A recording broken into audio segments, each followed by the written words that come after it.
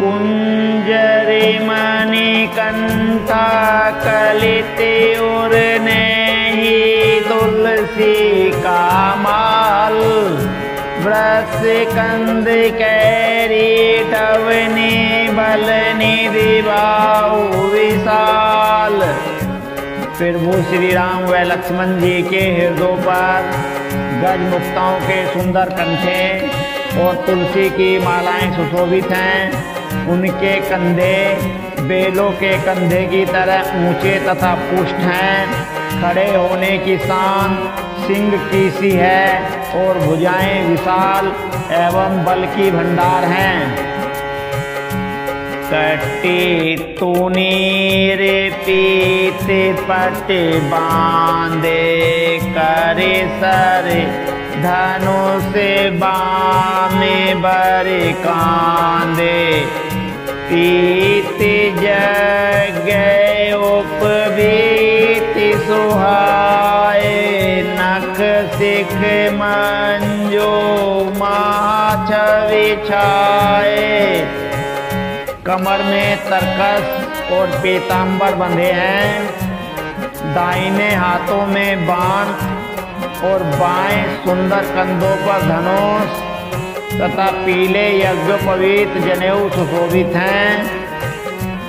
नख से लेकर शिखा तक सब अंग सुंदर हैं। उन पर महान शोभा छाई हुई है। देखे लोग सब भय सुखारे, एक टक लोचन चलत न तारे। हर से जन को देखी दो भाई, मुनि पद कमल गए तब जाई। उन्हें देखकर सब लोग सुखी हुए। नेत्र एक टक निमेष शून्य हैं और सारे पुतलियां भी नहीं चलते। जनक जी दोनों भाइयों को देखकर हर्षित हुए। तब उन्होंने जाकर मुनि के चरण कमल पकड़ लिए। करे विनती निज कथा सुनाई, रंग अवनी सब मुने ही देखाई। जय जय जाए कुंवर वर दो, तह तह चकित चेतौ सबको। विनती करके अपनी कथा सुनाई और मुनि को सारी रंगभूमि यज्ञशाला दिखलाई। मुनि के साथ दोनों श्रेष्ठ राजकुमार जहाँ जहाँ जाते हैं वहाँ वहाँ सब कोई आश्चर्यचकित हो देखने लगते हैं। निज निज रुख राम ही सब देखा, कौन जाने कछु मरे मोह विशेषा। भली रचना मुनि मृपिसन कहूँ, राजा मोदेते महासुख लेहूँ। सबने राम जी को अपनी अपनी ओर की मुख किए हुए देखा, परंतु इसका कुछ भी विशेष रहस्य कोई नहीं जान सका। मुनि ने राजा से कहा, रंगभूमि की रचना बड़ी सुंदर है। विश्वामित्र जैसे निष्प्रय विरक्त और ज्ञानी मुनि से रचना की प्रशंसा सुनकर राजा प्रसन्न हुए और उन्हें बड़ा सुख मिला। सब मंच नेते मंचो एक सुंदर विशद विशाल, मुनि समेत दो बंधु तै बैठा रे महिपाल। सब मंचों से एक मंच अधिक सुंदर, उज्जवल और विशाल था। स्वयं राजा ने मुनि सहित दोनों भाइयों को उस पर बैठाया। फिर भूत देखे सब नृप हारे, जानु राकेश उदय भय तारे। असी फिरती सबके मन माये, राम चापे तो रव सके नाई। प्रभु को देखकर सब राजा हृदय में ऐसे हार गए, निराश एवं उत्साहित हो गए, जैसे पूर्ण चंद्रमा के हृदय होने पर तारे प्रकाशहीन हो जाते हैं। उनके तेज को देखकर सबके मन में ऐसा विश्वास हो गया कि रामचंद्र जी ही धनुष को तोड़ेंगे, इसमें संदेह नहीं। बेनु भंजे हो भव धनुष विशाला, मेले ही सिय राम और माला। अस विचारी गवने घर भाई, जसो तापो बलो तेजु गवाई। इधर उनके रूप को देखकर सबके मन में यह निश्चय हो गया कि शिव जी के विशाल धनुष को जो संभव है न टूट सके, बिना तोड़े भी सीता जी श्री रामचंद्र जी के ही गले में जयमाला डालेंगी, अर्थात दोनों तरह से ही हमारी हार होगी और विजय श्री रामचंद्र जी के हाथ रहेगी। यूँ सोचकर वे कहने लगे, हे भाई, ऐसा विचार कर यश प्रताप बल और तेज गंवाकर अपने अपने घर चलो। से अपरे गोप सोनी बानी, गे विवेक अंधे अभिमानी। तोरे धनुष बिहाओ अविगा, बेनु तोरे को कुआरे बिहा। दूसरे राजा जो अविवेक से अंधे हो रहे थे और अभिमानी थे, यह बात सुनकर बहुत हंसे। उन्होंने कहा, धनुष तोड़ने पर भी बिहा होना कठिन है, अर्थात सहज ही में हम जानकी को हाथ से जाने नहीं देंगे। फिर बिना तोड़े तो राजकुमारी को बिहा ही कौन सकता है। एक बार कालो किन हो हित समर जितवे हम सो। यह सुनी अवसर में पे मुस्काने, धर्मशील हरि भक्त सियाने। काल ही क्यों न हो, एक बार तो सीता के लिए उसे भी हम युद्ध में जीत लेंगे। यह घमंड की बात सुनकर दूसरे राजा जो धर्मात्मा हरिभक्त और सियाने थे, मुस्कुराए। सिय बिहा विराम गर्व दोरे करे, नृप नह के जीती को सक संग्राम, दशरथ के रण बापूरे। उन्होंने कहा, राजाओं के गर्व दूर करके जो धनुष किसी से नहीं टूट सकेगा, उसे तोड़कर श्री रामचंद्र जी सीता जी को बिहाएंगे। रही युद्ध की बात, सो राजा दशरथ के रण में बाके पुत्रों को युद्ध में तो जीत ही कौन सकता है। व्यर्थ मरे हो जानी गाल बजाई, मन मोदक नैनी की भूख भुताई।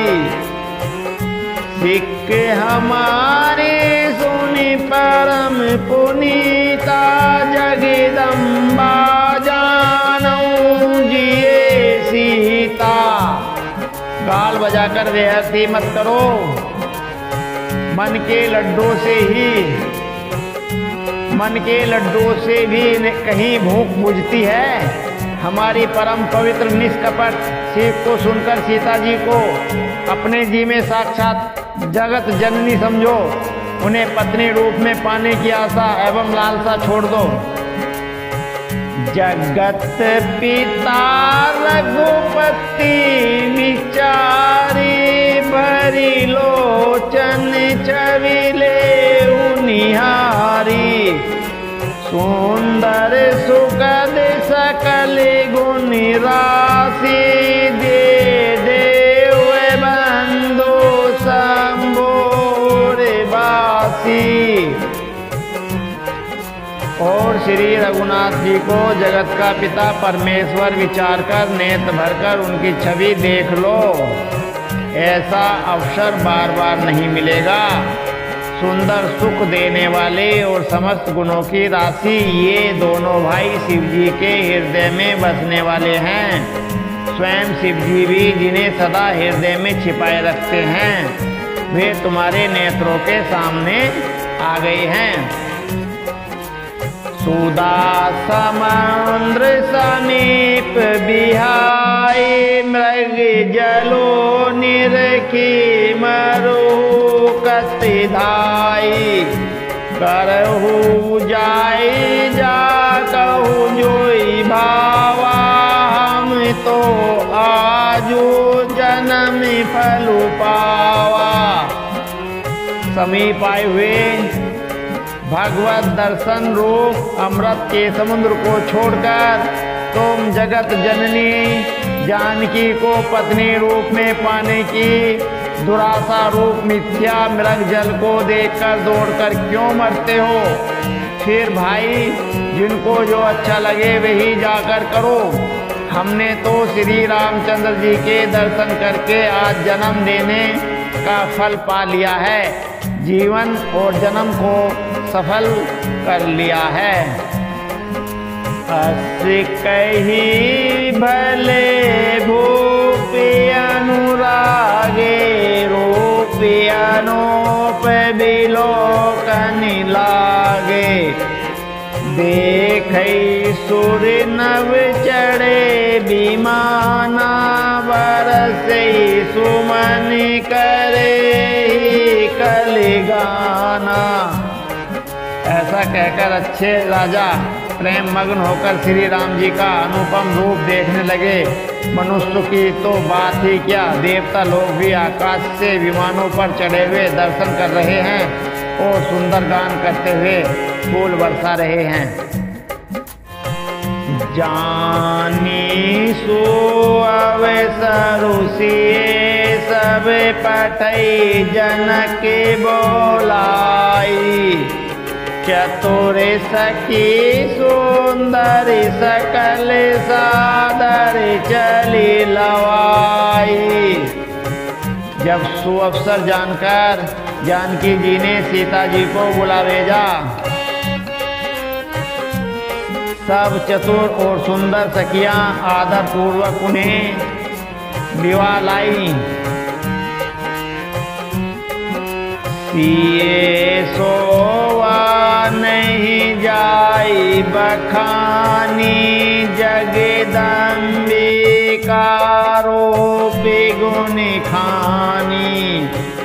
उपमा सकल मोहि लघु लागे प्राकृति नारी अंग अनुरागी।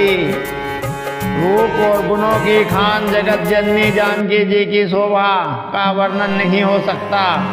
उनके लिए मुझे काव्य की सब उपमाएं तुच्छ लगती हैं, क्योंकि वे लौकिक स्त्रियों के अंग से अनुराग रखने वाली हैं, अर्थात वे जगत की स्त्रियों के अंगों को दी जाती हैं। काव्य की उपमाएं अप्राकृत चिन्मय अंगों के लिए प्रयुक्त करना, उनका अपमान करना और अपने को उपहासप्रद बनाना है। सिए बरे न्योते उपमा दे कुक भी कहाए अजसू को ले, जो पटत रियतिए समसिया जगे असि जुबती कहा कमनिया। सीता जी के वर्णन में उन्हीं उपमाओं को लेकर कौन कुकवीर कहलाए और अब यश का भागी बने, अर्थात सीता जी के लिए उन उपमाओं का प्रयोग करना सुखवी के पद से च्युत होना और अपकीर्ति मोल लेना है। कोई भी सुखवी ऐसी नादानी एवं अनुचित कार्य नहीं करेगा। यदि किसी स्त्री के साथ सीता जी की तुलना की जाए तो जगत में ऐसी सुंदर युक्ति है ही कहाँ जिसकी उपमा उन्हें दी जाए। गिरा मुखरे तने अदरि भवानी, रति अति दोखते अतेनो पति जानी। विश्व बारोनी बंदो प्रिय जेहि कही, रमा सम किमि विधेहि। पृथ्वी की स्त्रियों की तो बात ही क्या, देवताओं की स्त्रियों को भी यदि देखा जाए तो हमारी अपेक्षा कहीं अधिक दिव्य और सुंदर है।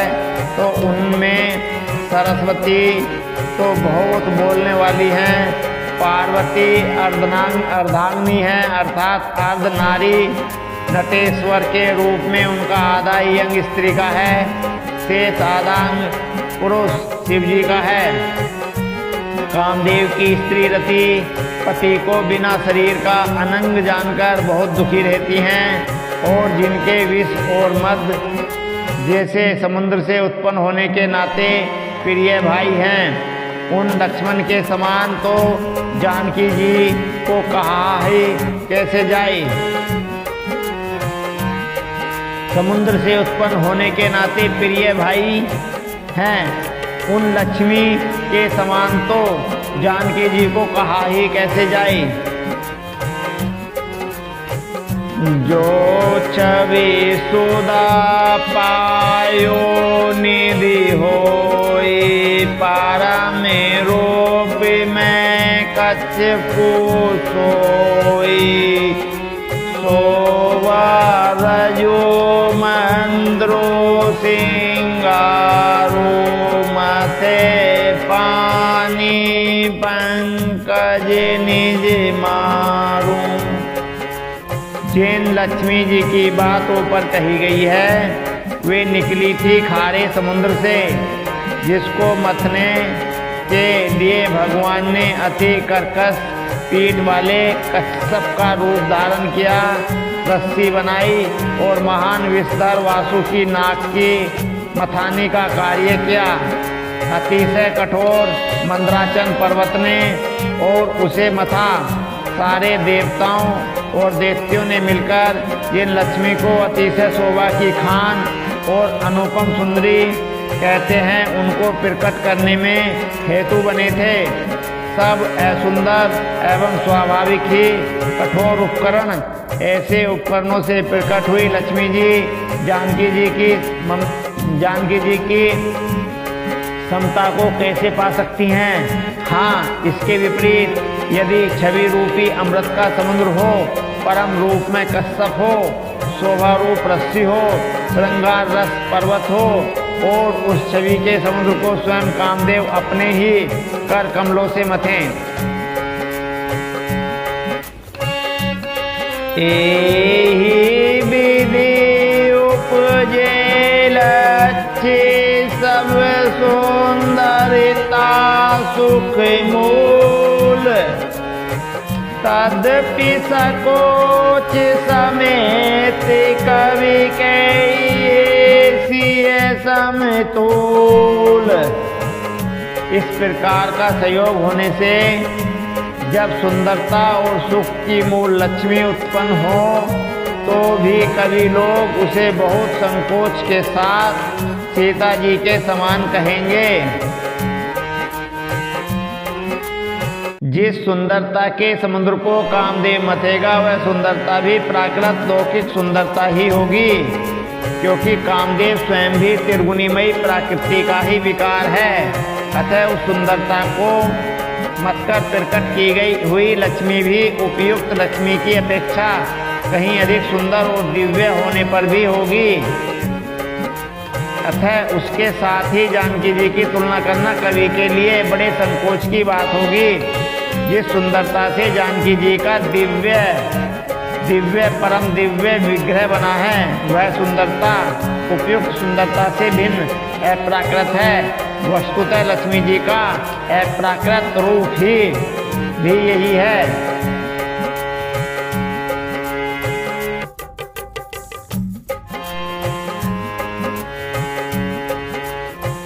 चली संग ले सकी श्यानी गावत गीत मनोहर बानी, सोलवन तनु सुंदरी सारी जगत जननी है तुलित छवि भारी।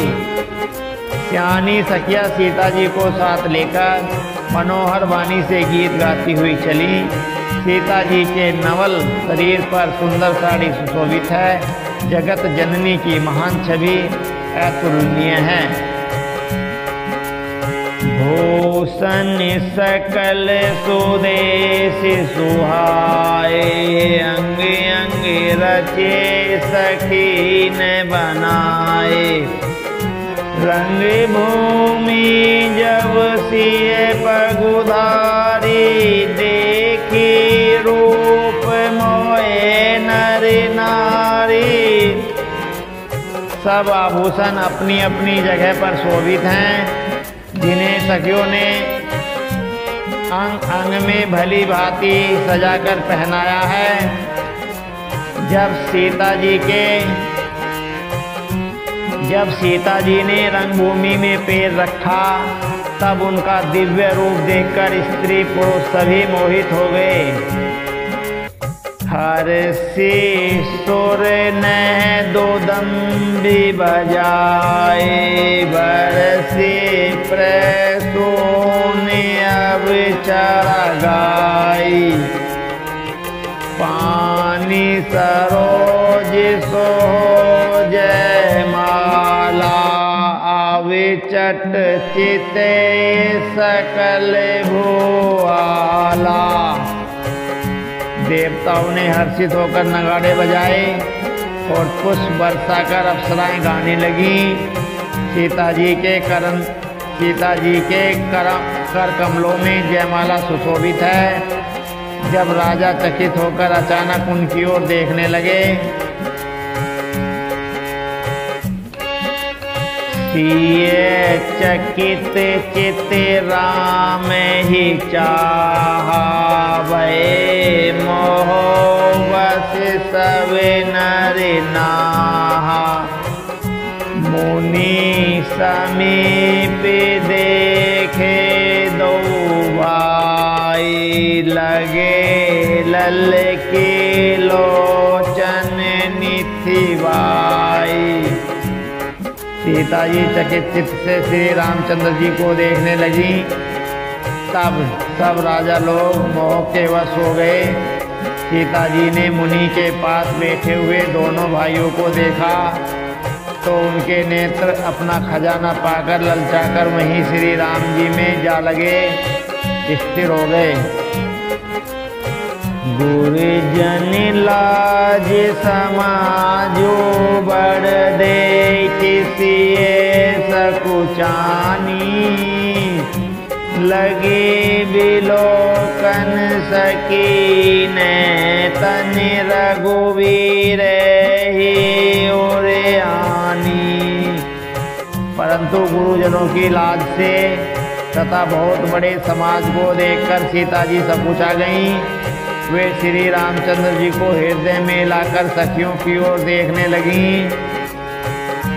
राम रूपे अरुषिय छवि देखे, नर नारी ने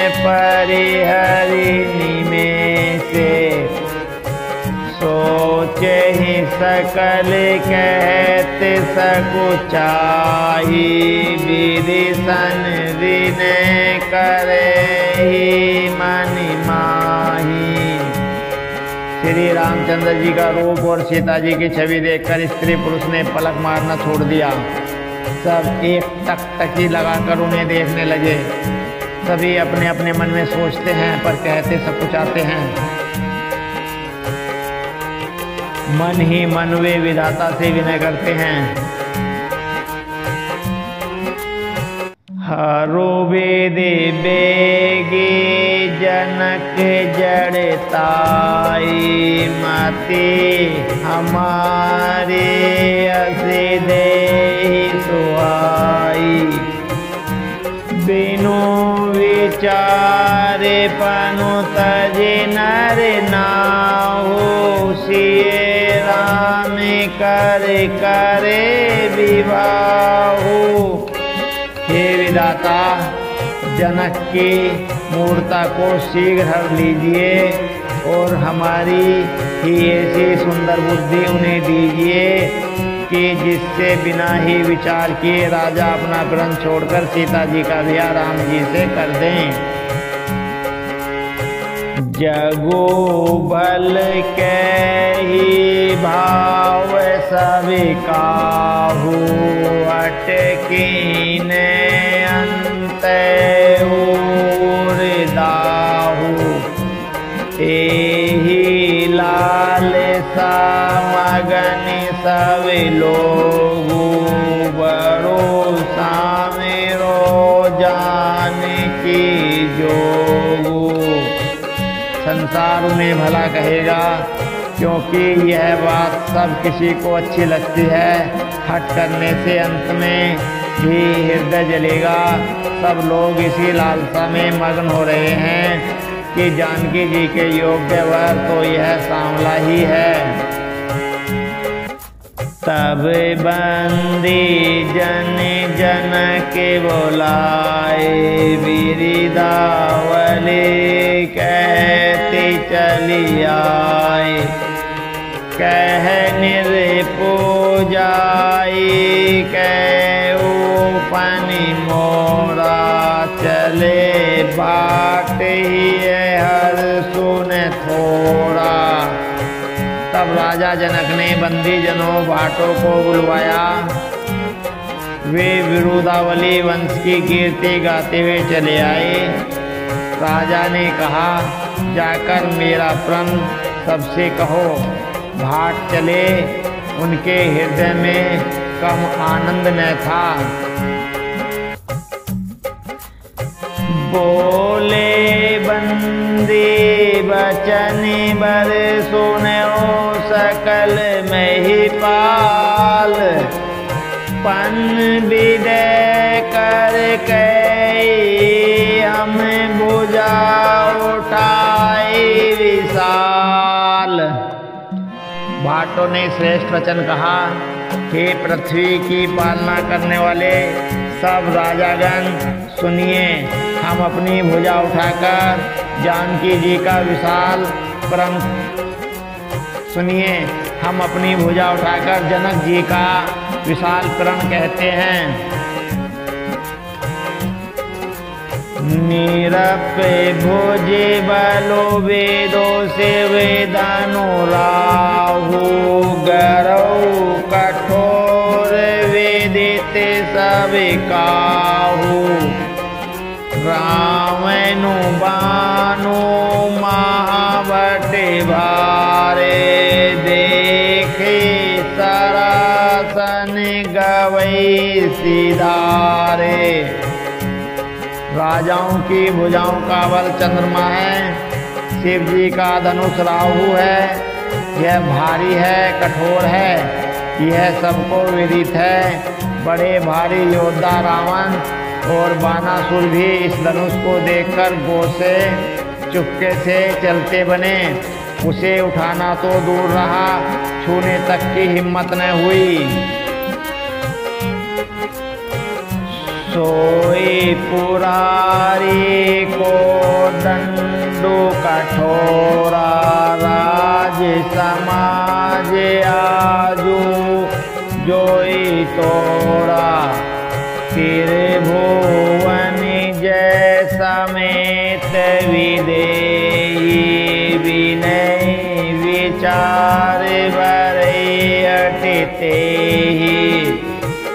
उसी शिव जी के कठोर धनुष को आज इस राज समाज में जो भी तोड़ेगा, तीनों लोगों की विजय के साथ ही उसको जानकी जी बिना किसी विचार के हठपूर्वक वरण करेंगी।